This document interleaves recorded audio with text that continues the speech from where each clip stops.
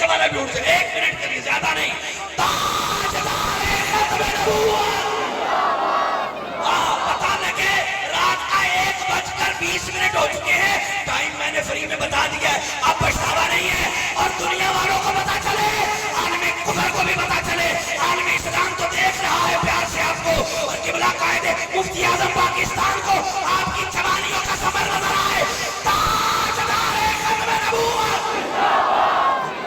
تاجدار ختم نبوت، تاجدار ختم نبوت.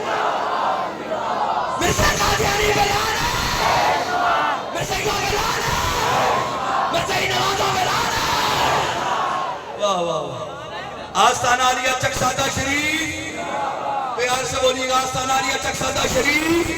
فیض پیر معصوم، فیض پیر حسین. یہ میرے مرشد کریم حضور بدر المشائخ پیر سید محمد حسین شاہ صاحب رحمت اللہ تعالیٰ علیہ، نوری نشائی قادری آپ رحمت اللہ علیہ کا یہ فیض ہے کہ آج مڑ بلوچہ یہ جگمگ کر رہا ہے.